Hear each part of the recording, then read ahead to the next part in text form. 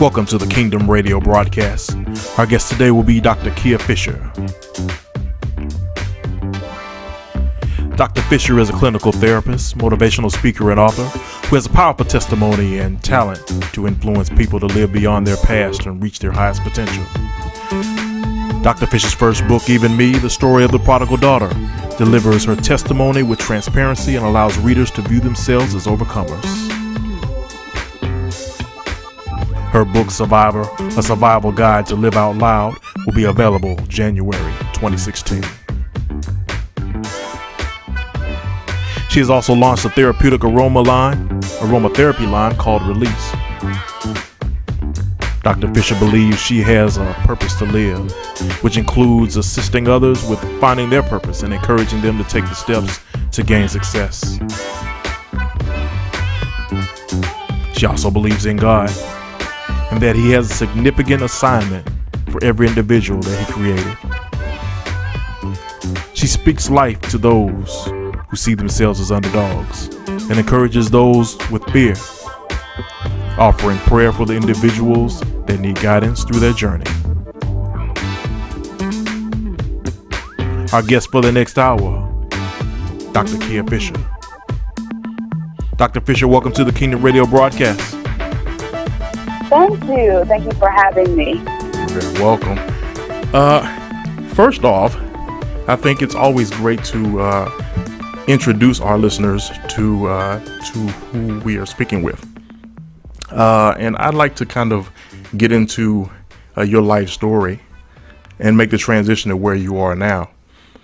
In your book, The Prodigal Daughter, that brings to mind an interesting storyline. How did you come to that point, and what does this book really get into? Well, it gets into my testimony between the ages of 18 and 25. I went away to college in Atlanta. I'm originally from New York, and that's where my mother was and my brothers. And being in Atlanta, having a single mother, she could only afford 1 year of college. And after that, it was basically I was on my own. And I got into some things in Atlanta that were not necessarily Christ-like. And my family they're very much Christian people, Seventh-day Adventists. And I got into some things where I became an exotic dancer, got into the fast lifestyle of drinking and smoking marijuana and just hanging out with the wrong crowd. And basically money ruled my life because that's what I cared about. I was still in school, but I'll be in school in the morning and be in the club at night trying to make money to survive. I went through a whole lot of things between the ages of 18 and 25, from domestic violence with boyfriend to having a gun pulled to my head. And the book talks about me being raped. So many different things that I opened up about. I was very transparent in that book, just so that I can reach those who have similar backgrounds. The turning point in my life was when I came to the point where I wanted to commit suicide, and I was at the crossroads. I was right in front of the railroad tracks with my car, and I was just about to commit suicide. I was done, and I asked the Lord, if you want me to live, you're going to have to show me a sign. And at that moment, a song came on. The song was called I Almost Let Go. And when that song came on, tears rolled through my eyes. I mean, I get a little teary now just talking about it because I can see myself at that point where I was at that time. And when that song came on, I decided at that point, I'm not going to let the devil win. He almost had me, and I'm not going to let him win. And after that, I went into a little depression because I quit dancing. So I laid on my couch for about 2-3 months, just depressed, not knowing what to do, because you go from making so much money in one night to now not having any job experience that is worth putting on a resume. When I went into figuring out what I was going to do, I ended up, I remember the first job after that was Malibu Grand Prix in Norcross, Georgia, and it was an amusement park at minimum wage, So long story short, it was a humbling experience because it's almost as if God had to take me down to size to help me to remember who to rely on, and then brought me back up. Within that time frame, at age 25, my boyfriend from high school, before I went to college, this was in high school, he came to Atlanta and basically, took me back to New York. And when we got back to New York, I was engaged for a year and some change. We got married. I ended up finishing my bachelor's degree in 3 years instead of 4. And I got my master's degree. We moved back to Atlanta, married with a child. I had my master's degree, and I kept on moving. It kept on going, and ended up with my doctoral degree. So my book is basically, it's okay if you have a past that is spotty. There's a time where God, actually shows himself to you. He's always there, but there's a time where he actually shows himself to you to where you can't ignore him. And that time was at the railroad tracks for me. Okay. What I hear in that story, it bring a question to mind for me. That did you find that you left a religious background to go and find God, or were you on search for something?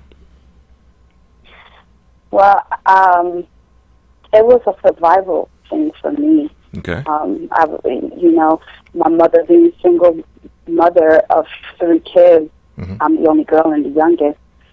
I couldn't go back to her and ask her, to help me with finances when I knew that she couldn't do it. It was already a lot for her to get enough money for my first year. And, not understanding financial aid and all those things. And my mother is Jamaican, that was basically where she did not understand how to go about getting financial aid or loans or anything like that. Okay. She wasn't educated in that area. So, it was basically survival for me. Grew up in the church, but I didn't know God until now, if you understand what I mean. So it wasn't trying to seek God. I think after the fact is when I started to seek God. Wow. When he showed up, I started to seek him for myself, not because Mom told me to go to church or Auntie told me to go to church, but because I finally wanted to know him for myself. So in your practice as a clinician, how has that experience come into play? Do you run into a number of clients that seem to have a similar experience where you can empathize and be able to directly help them? How is your experience proven helpful? I actually believe that we all go through some things for a reason. Nothing that we go through, good, bad, it's for nothing. God always uses what we go through for something. And I didn't know that until now. I went through a period of teaching after I got my master's degree, and I still felt empty. I went into the classroom, I taught, but even in the classroom, it was hard to reach the kids that had issues at home, and they couldn't concentrate, they couldn't deliver in the classroom because of whatever was going on in their environment at home. So I thought about going into counseling so that I can meet them where they are, so that I can help them when they go to class to know how to use coping skills and different things in order to focus in class and to pass their classes. So now as a counselor, I have a vast amount of clients that ranges from anger management, bipolar, sexual assault, sexual abuse, domestic violence, ADHD. I'm all over the place because I see individual clients, I see as family, and I see as group. And just hearing their stories, it makes me want to help them even more because most of the things that they've been through, I've already been through. So, and then I'm very real with my clients. I'm that type of person. I'm just very transparent. And it allows them to open up even more because finally somebody can actually relate to me, So when I look back over my life, again, nothing is done without God's intention to make whatever you went through come out to be something. And I don't believe I could reach most of the clients that I have now if I didn't have the experience to say, man, I've been through that. I understand what you're going through. And I love my job. I love what I do. And that's why I went into motivational speaking, because I love to encourage and pull out good things out of people that think that they're filled with negativity or bad things from their past. Okay.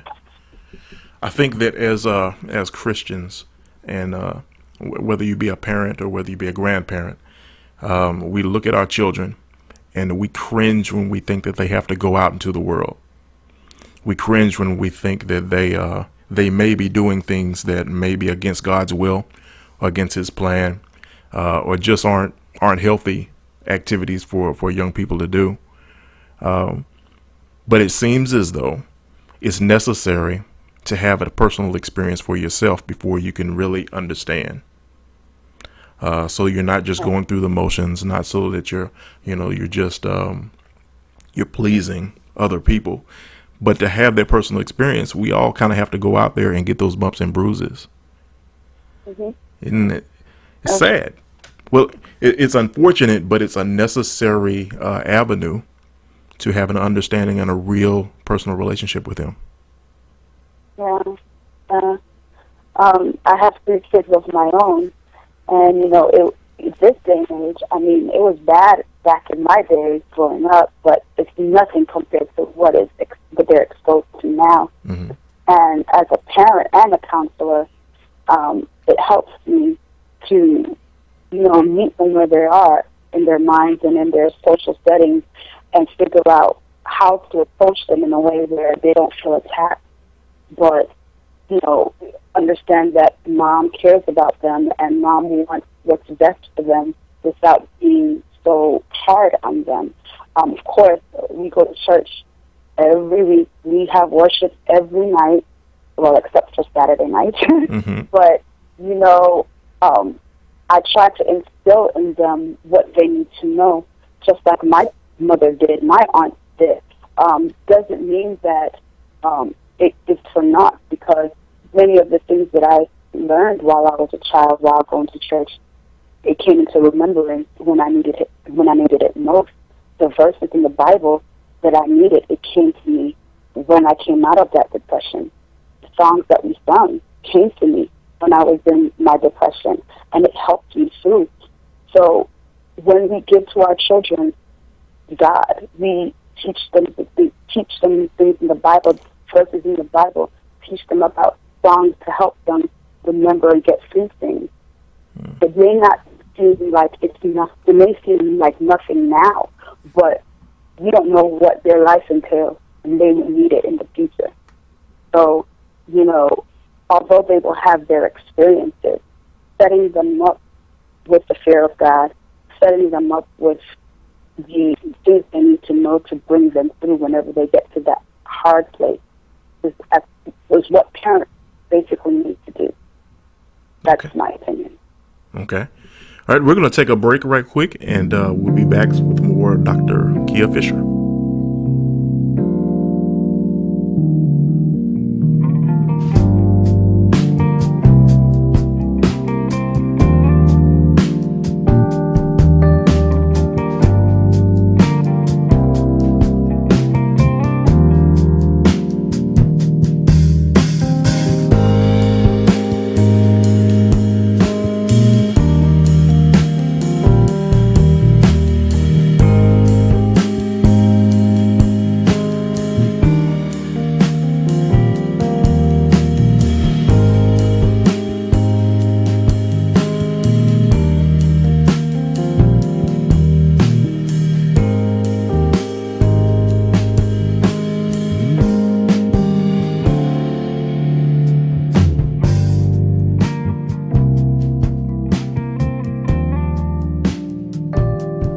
And we're back with our special guest for the hour, Dr. Kia Fisher.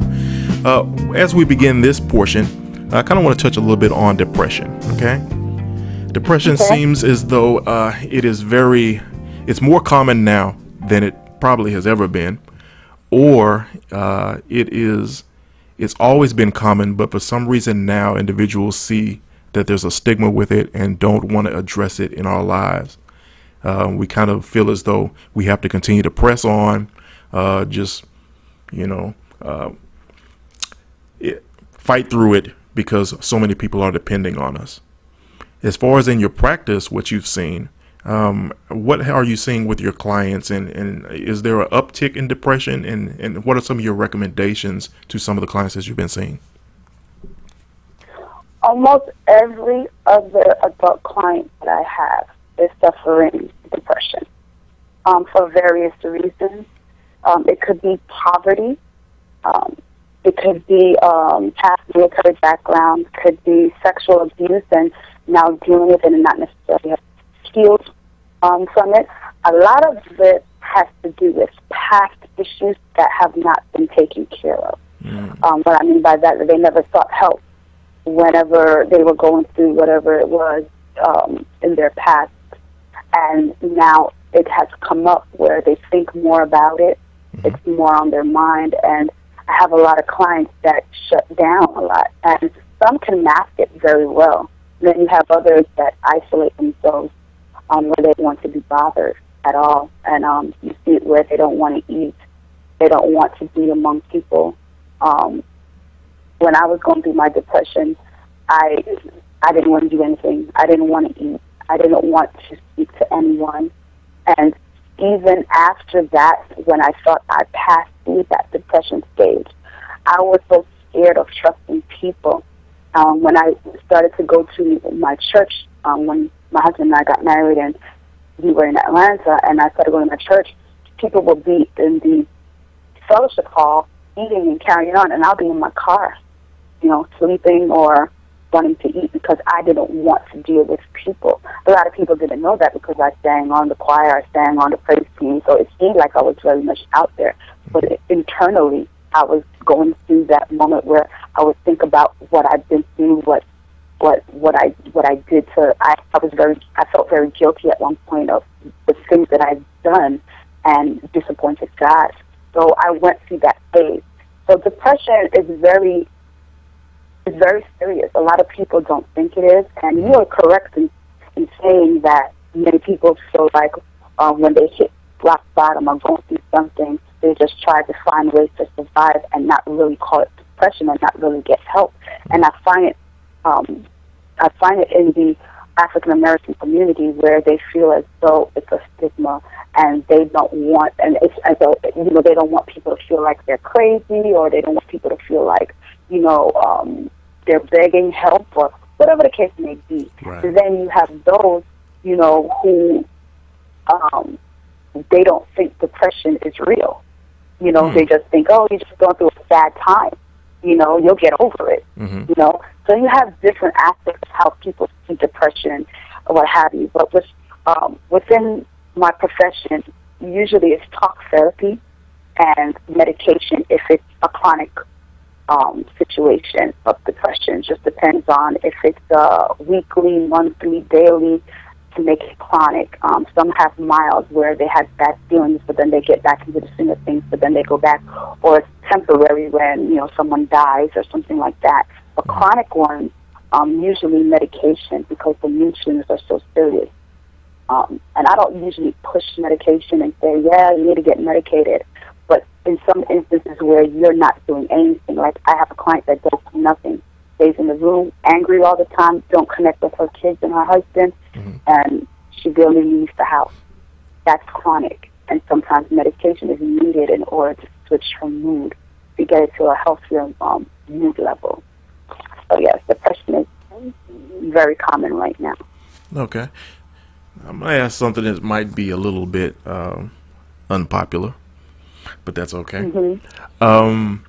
When dealing and talking with the Christian community or any group of believers, it might be the thought that anyone that is suffering from depression is because you haven't taken it to God. Like they say, take your burdens to the cross and leave it there. And because we have not given it all to God and what have you, and we're carrying these burdens on ourselves, that for some because of those things is why it is that we might be feeling with that. Now, being a professional, you know that there are so many other things that are involved in the entire process. But how do you deal with that? With that plays into the stigma, is that, you know, if you're feeling low, you know, your brothers and sisters might think that you're not prayed up, or you haven't really left that there. So how would you deal with a Christian client that's coming to you that's suffering from that? Or if there's someone in your family, or if there's someone that you know and you're trying to get them to seek help, but they are of the mindset that it's a spiritual issue when you see it as being a mental health issue? Well, I do see it as both. Okay. I do see it as a mental issue, and I do see it as a spiritual. Okay. Depression starts in your mind. You know, a lot of things start in your mind, and then your behavior follows. So, you know, when you're connected spiritually, whatever the man thinketh, so shall he do. So if you have certain things in your mind, your behavior starts to follow that. So going to a Christian client, I would be truthful into saying that sometimes, you know, due to sin, and, you know, we live in a sinful world, things happen that causes us to become overly sad, to where it becomes chronic and it becomes depression. It's not that you don't give it to God and pray about it, but you're human, and humans go through certain things that, you know, where you have to seek help, not just praying, but medical help. God put medical professionals, he's produced medical professionals, medical scientists. There are reasons why God has these people here in order to help those who are going through these things. So talking to a Christian person, yeah, you can give it to God. Don't stop praying. Don't stop fasting. But at the same time, there's a reason why God allowed these people to have these types of professions. There's a reason why they have gifts in these type of professions. Therefore, why not utilize the gift that God gave you and go to a professional and seek help? Makes good sense. It does. I mean, I get the Christian ones all the time, but in all honesty, I believe depression is one of those demons, you know, and if you put it to them that way, where God allowed these people to be in your life in order to help you, why not seek the help while you're praying and fasting? It's easy to say pray and fast, but God said pray, fast, and put into action. That's what faith is about. So therefore, take that faith and go to that brother and sister that might just help you with whatever you're going through. Okay. The Bible has kind of been looked at as they call it God's instruction manual. In some of my recent study, I began to see the Word of God in a slightly different light. It's many things. It's many things on so many different levels. There is some history there. There is an awful lot of spiritual connotations. And then I consider it to be one of the first compiled books of psychology. Definitely. Yeah. With the spiritual component and the spiritual aspect of it, I see over and over and over again, from Genesis all the way to Revelation, how God is showing us how the mind works. Yes.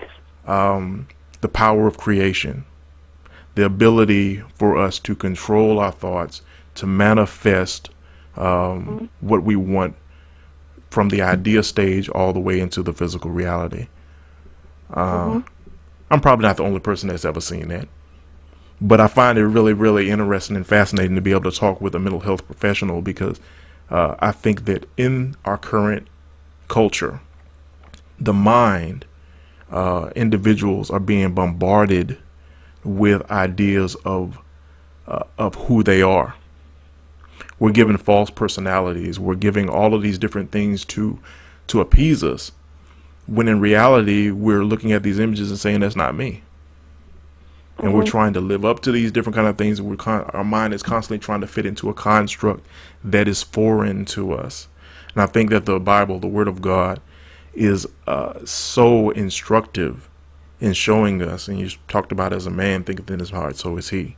It's so instructive by showing us how God works, how our mind works, and how to be balanced and whole. I wrote an article some time ago. This is your interview, but I'm going to get on my soapbox for a second. I wrote an article some time ago, which I entitled "Christians Are Mentally Ill," and I did that to be provocative and to see just to engage in thought. But the way that I see it is that Christians, those within religious communities, were among the first ones to be able to improve themselves by renewing their mind. And our society is so fragmented now, and I think we're in such disarray because we are no longer looking for mental health help. Right? We're running everywhere else trying to scratch that itch, whereas the church or religion or God was that structure. It was the way in which we as individuals were able to control ourselves or to be able to lift ourselves up to the high ideal that God had for us. So, so I entitled it that just to be provocative, because I think Christians were the first ones to kind of get into that. And I think our culture, once we turn back in that direction, bringing God back into our lives, following those principles and things like that, things will come back into balance. I'm sorry. Go ahead. All the plots of the devil. I want to tell you that the Bible was my first textbook when it came to psychology, my personal textbook. Okay. Everything in that Bible that speaks life, that speaks the power of your tongue, that speaks about your mind or what you put in it, everything in that Bible is what I use as a professional to encourage my clients. We do something in my therapeutic session sometimes where it's called affirmation or self-talk. But it's nothing different from when the Bible says to speak over yourself. Okay. It's so easy for us as humans to take what another human says and say, oh, that may work. I'm going to try it. But all along, God has been telling us that in the Bible. But because of the fact that it's no longer the cool thing to do, to go back to the Word and do as God says in order to have a sound mind, we now have people that go through a lot of things that they don't need to go through. Anger, and God specifically talks about how to deal with anger, depression, so many things, anxiety, all of those things that I teach my clients, it's already in the Bible. Yeah. There are many verses that deal with these type of mental health issues. But the problem is, and it may sound so lame, but the problem is many of us are coming away from the teaching of the Word. And we're not realizing that it was there for us in order to live by, so that we can be healthy mentally. Yeah. So, sad to say, I make my money off of encouraging people when all they have to do is read the Bible. But I love what I do because I still take what God says as law, and I know that He wants what's best for me and what's best for my clients. So I utilize not only the things that I've learned in my classroom or in my textbook, but I always put a spiritual aspect to it because that's where it originated from. Agreed. Okay, we're going to take another break, and we'll come back, and we'll talk a little bit about your product line, okay? Oh, okay. No problem. All right, we'll be back in just a moment with Dr. Kia Fisher.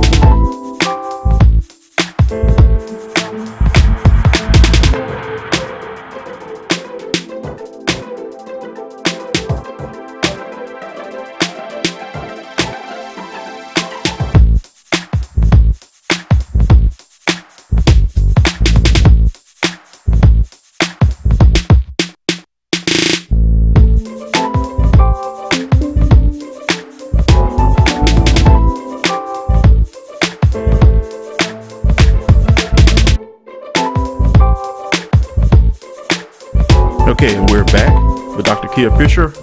Dr. Fisher, let's go into your product lines. Sure. Okay. Let's talk. Tell me a little bit about your therapeutic aromatherapy. Well, it's called Release, and I decided to come out with a line to help people relax a little bit. In my line of work, I meet a lot of people that have the main thing that they talk about is stress, and the fact that, they go through the hustle and bustle through life, and, they just don't have time to relax. Mm-hmm. So I came up with the idea, got inspired, to make a product that will help relax them in their own home.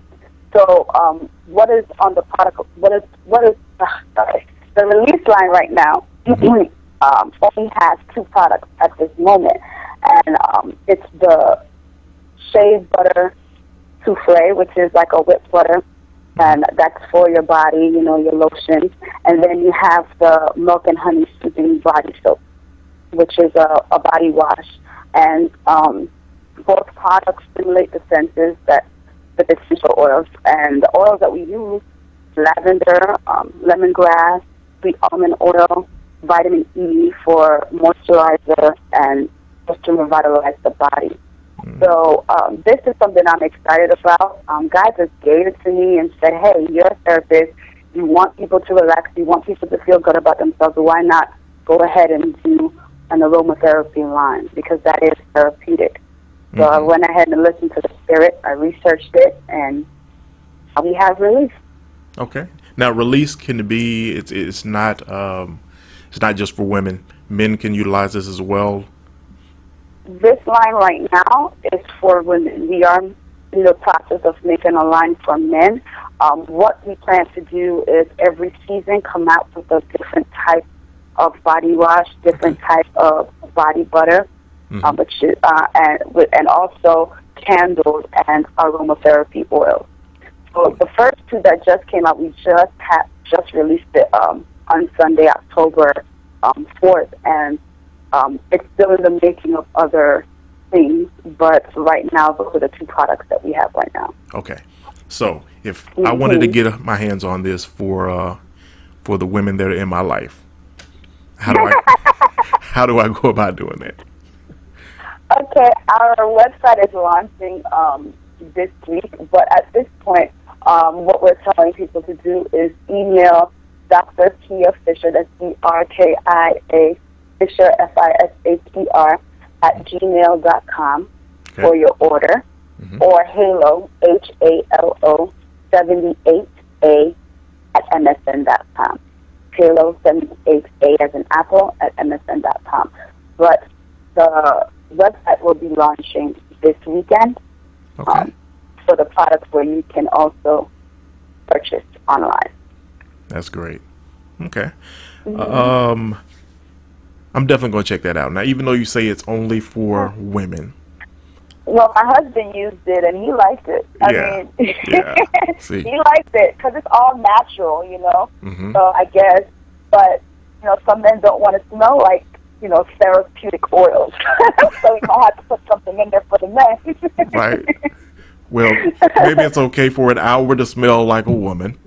And enjoy that, and then put on your male body wash, and cologne, that's right. And then you be good to go. So, I think everybody can benefit. So, anybody listening to this, get that for your wife, your girlfriend, and any of your loved ones. Definitely. I use it almost every other day because it's an all natural product, and with the type of days that I have, I need it. So, and I've been hearing a lot of good. A lot of people are saying good things about it from the hair show. Okay. So I'm hoping that people will continue to say the same thing. Okay. I believe it's really going to take off. Now, to roll right into that, though, Release should help you to be able to be a survivor in life, I would think. Yeah. So while you're getting your butter on, you can read your latest book, which is Survivor. Tell us a little bit about the book, the idea behind it. Well, it comes out in 2016, and I want to tell you that it has been a struggle to write this book, only because I am so real in the book. It's a devotional. So it starts on day 1 for 2016 and ends on 366. I think it's a leap year, so I think it's 366 days. But I'm almost finished. I've been writing it for a while because I want to not give this book and not have people feel something from it. Every day going out, I want to be able to encourage those who are going through things. So each day is a certain topic, whether it is you're going through financial struggles, you're going through depression, you're going through situations with remembering your past, or if you have demons that you're dealing with daily. Each day, I'm encouraging you to live out loud. So that's why we call it the survival book for survivors. I don't think I am a pro at surviving yet, but given the situations that I've been in, through God's help and grace, I've survived it. So I just want to share a little bit of something along with the professional background to help other people survive. That's great. Daily. Okay. So, since it's supposed to be available in January, that's when it's supposed to be available. I think it would be great. Yeah. It would be great if we could push that to December. I know, but guess what? And I forgot to tell you about this. I have a play coming out for my first book. Okay. And it's called Strip. And it is based off of Even Me.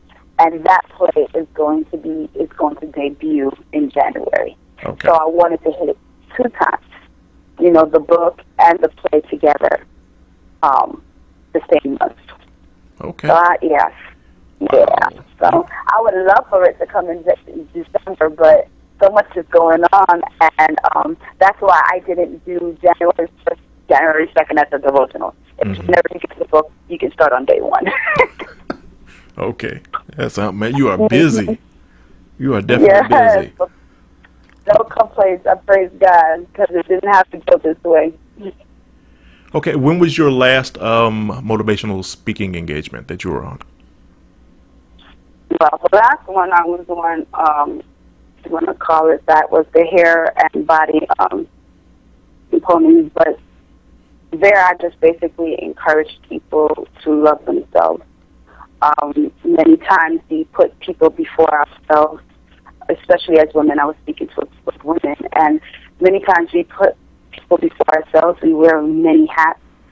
We're the mommy, we're the counselor, we're the doctor, we're everything as women, you know? Yeah. And we forget to take care of ourselves. We forget about our dreams and what we want to do with our lives and finding our purpose, because we're so into other people and our children and our husband, and, you know, we never take time out for ourselves. So I basically encourage them to, you know, try to figure out your purpose and not forget about taking care of yourself. Whether it be taking your mini vacation, whether it be going to school to learn something that will help you with your purpose. It could be so many different things that you want to do, but you can't do it because of whatever life is throwing at you. Take the time out to make a plan, pray over it, and do what you have to do in order to make the steps. Because life is not about always being there for someone else. God gave all of us assignments, all of us purpose. And I truly believe if you don't walk into your purpose, there will always be this little shadow over you because you have not lived how God wanted you to live when it comes to your purpose, you know.